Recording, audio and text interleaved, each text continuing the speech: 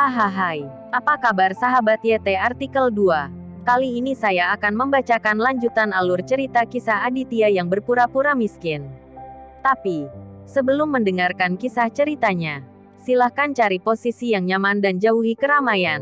Dan jangan lupa pasang headsetnya. Dan inilah alur cerita kisah Aditya, anak bos besar yang berpura-pura miskin. Episode 44. Kisah Aditya, anak bos besar yang berpura-pura miskin. Wawan tertangkap basah dan dipukuli dengan keras, hidungnya hampir patah. Wahyu sangat marah sehingga dia hampir membunuh Wawan. Wahyu di ibu kota provinsi yang bermartabat, memandang seluruh provinsi. Siapa yang berani tidak menghormatinya? Tapi sampah seperti Wawan berani berbicara kasar padanya. Apakah itu sepadan? Bang bang bang. 3 pukulan lainnya langsung membuat Wawan kaget. Dengan bunyi gedebuk, Wawan, yang pingsan, jatuh ke tanah tegak seperti anjing mati. Wahyu, Tuan Wahyu, Yoga hampir menangis ketakutan. Dan kakinya tidak begitu baik. Jadi dia dengan enggan berjalan mendekat. Di kota, dia seperti menutupi langit dengan satu tangan. Tetapi dibandingkan dengan bos besar seperti Wahyu, yang paling kuat di ibu kota provinsi, dia hanyalah semut yang menyedihkan. Melirik Aditya yang tampak seperti orang biasa, mata Yoga penuh dengan kepahitan. Sudah berakhir. Wahyu bahkan tidak mengangkat kelopak matanya ke Yoga. Dia buru-buru berjalan di depan Aditya, membungkuk dengan senyum di wajahnya. Tuan Aditya, saya benar-benar minta maaf. Di wilayah ini, saya membiarkanmu menghadapi hal semacam ini. Aditya meletakkan tangannya di belakang punggungnya. Dari awal hingga akhir, dia sangat tenang dan tenang. Melihat Wahyu, Aditya berkata dengan ringan, "Saya akan membicarakan bisnis saya nanti." Istri dan anak Dilan ditahan oleh Yoga. Kamu bisa melakukannya. Petik 2. Dilan khawatir tentang istri dan putranya ketika dia mendengar Aditya mengatakan ini. Dan dia memandang Aditya dengan rasa terima kasih. Wahyu buru-buru mengangguk, berbalik dan menatap Yoga. Yoga, kemari. Yoga akan diselipkan ke dalam celananya baginya. Wahyu seperti raja neraka. Sial. Apa asal-usul Aditya ini? Bagaimana mungkin dia masih mengenal Wahyu? Yoga bingung. Dan dia mendatangi Wahyu dengan kaki gemetar. Tuan, aku akan segera membebaskan keluarga Dilan. Papa. Tuan Wahyu sama sekali tidak menghargai Yoga. Memberi sebuah tamparan di wajah Yoga. Semua orang yang hadir ngeri. Dan mereka diam-diam menghela nafas bahwa Tuan Wahyu benar-benar ganas. Bahkan Aditya sedikit terkejut. Melihat ini, Wahyu benar-benar kesal. Tidakkah sakit menarik tangannya seperti ini? Apakah tangan Wahyu sakit? Tamparan terlalu keras. Dan setelah lebih dari 100 tamparan, Wahyu tidak tahan lagi. Jadi dia berhenti. Yoga, apakah kamu telah menempatkanku di matamu? Wahyu menunjuk ke Yoga dan berteriak. Yoga hampir pingsan. Dan ketika dia melihat wajahnya lagi, itu jauh lebih bengkak daripada Wawan. Engah, Yoga sangat ketakutan sehingga dia berlutut di kaki Wahyu. Kakak, selamatkan hidupku. Aku tidak tahu Tuan Aditya mengenalmu. Maafkan aku, Yoga berkata, menamparkan dirinya sendiri pada saat yang sama. Pada saat ini, dia tidak lagi peduli apakah itu sakit atau tidak. Dan dia benar-benar takut bahwa Wahyu yang kejam akan memberinya hukuman. Tuan Wahyu benar-benar marah sekarang. Dan tidak sabar untuk menyanjung tuan muda keluarga Edward alias Aditya. Hal-hal ini masih keluar untuk membuat masalah. Lepaskan keluarga Dilan segera. Ya, aku akan segera melepaskannya. Yoga setuju. Dan buru-buru memanggil bawahannya untuk melepaskan mereka. Silakan pergi. Jika Tuan Aditya tidak memaafkanmu, aku akan memotong kalian semua. Teriak Wahyu. Menendang Yoga. Yoga tidak sabar untuk pergi ke hadapan Aditya. Memohon ampun. Kamu ingin datang ke kota Manado. Dan akan memprovokasi Tuan Aditya yang kuat ini. Penyesalan tidak berguna. Yoga berjalan ke depan. Dan ketika dia mencapai kaki Aditya, dia mengangkat wajahnya dan gemetar. Tuan Aditya. Aku salah, aku tidak mengenalmu. Tolong maafkan aku. Aditya menatap mata pengecut Yoga dan terdiam. Maksudmu kerabatku bukan manusia? Aditya berkata dengan dingin. Tidak. Bagaimana aku berkata begitu? Maksudku, aku bukan manusia. Yoga menjelaskan dengan cepat dengan mata besar. Membunuh orang tidak lebih dari mengangguk. Melihat Yoga mengakui sikapnya yang salah, Aditya mengabaikannya. Namun, mata Aditya tertuju pada Bastian. Bastian sangat ketakutan sehingga dia tidak berani menatap Aditya. Seberapa keras latar belakang nama keluarga Edward ini.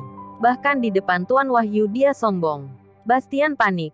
Tapi dia tidak berani mengeluarkan suara. Kemarilah. Aditya melambai pada Bastian. Beraninya Bastian tidak mendengarkan. Dia berjalan ke Aditya dalam ketakutan. Tuan Aditya, apa perintahmu? Aku akan memberimu 200 juta. Apakah kamu berani memintanya lagi?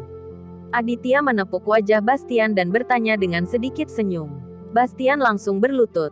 Tuan Aditya, kamu terlalu pandai bercanda. Aku tidak berani meminjam 8 nyali sekaligus. Aditya menggunakan seluruh kekuatannya dan menamparkan Bastian dengan tamparan. Melihat Bastian lagi, gigi besar copot, dan mulutnya penuh darah. Dapat dilihat betapa kerasnya tamparan Aditya. Cukup pandai berbicara. Berlutut lagi. Aditya menunjuk Bastian yang sedang berbaring di samping.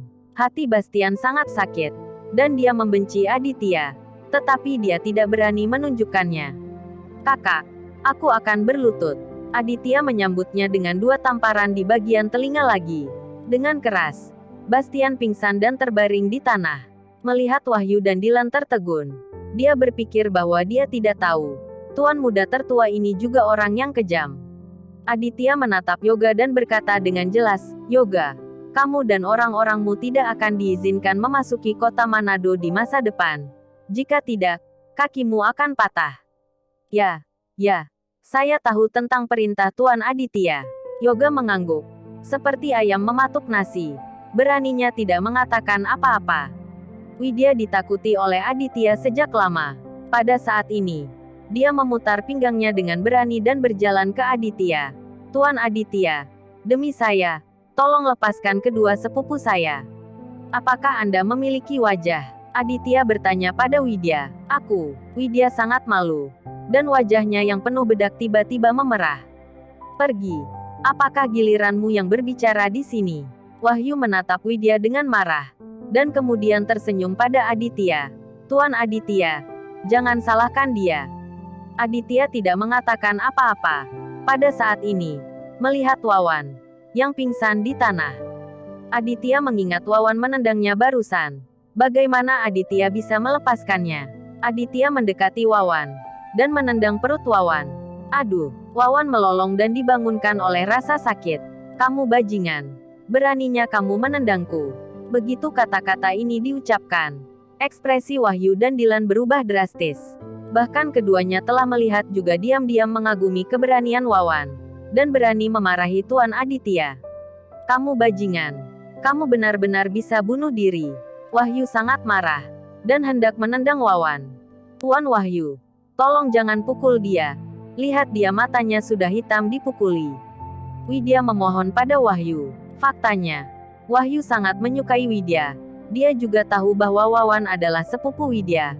Dan tentu saja dia tidak ingin mempermalukan Wawan. Tapi Wawan mencari gara-gara sendiri. Bahkan Tuan Muda Aditya berani dia bentak. Bukankah ini mencari mati? Jangan hentikan aku Widya. Aku harus merobek mulutnya. Wahyu memelototi Wawan dengan marah. Wawap memelototinya dan mengutuk Wahyu. Aku akan membuatmu mati rasa. Kamu botak. Pria gemuk. Ini, tidak ada orang yang hadir tidak bingung. Wawan terlalu pemberani. Kan? Bahkan berani mengancam Wahyu. Aditya dikejutkan oleh Wawan. Tuan Wawan luar biasa. Bagaimana Wahyu bisa tahan? Pisau keluar. Wawan juga tidak bodoh. Ketika dia melihat ada sesuatu yang menyilau, dia tiba-tiba melarikan diri dan bergegas keluar dari gudang. Wahyu sangat marah sehingga dia harus membunuh Wawan. Widya terus membujuk, dan pemandangannya sangat kacau. Aditya tidak tahu apakah harus tertawa, tetapi tidak mengatakan apa-apa saat ini, dan berjalan keluar dari gudang. Tepat setelah berkendara keluar dari 4 kawasan industri, dia bertemu Farah di pintu. Ternyata Farah mengkhawatirkan Aditya dan tidak pernah pergi. Dahlia dan Anjani juga tidak pulang. Mereka takut sesuatu akan terjadi pada Farah. Jadi mereka tinggal bersama Farah di depan gerbang. Pada saat ini, Wawan dihentikan oleh Farah. Tuan Muda Wawan, di mana Aditya? Ya, Tuan Wawan. Mengapa tidak keluar bersamamu? Anjani juga bertanya. Dahlia meraih lengan Wawan. Tuan Muda Wawan, bukankah kamu berjanji untuk menyelamatkan Aditya? Sepupumu tidak ada masalah denganmu, kan? Wawan ingin berbohong dan menaruh simpatik. Tetapi dia takut bahwa Wahyu akan mengejarnya dan membunuhnya. Bibi. Farah. Aku sudah membawa Aditya keluar. Jangan khawatir. Wawan berpura-pura tenang. Lalu menunjuk Aditya yang sedang mengemudi. Lihat, dia baik-baik saja. Tidak perlu berterima kasih padaku. Saya tidak melakukannya untuk sampah ini.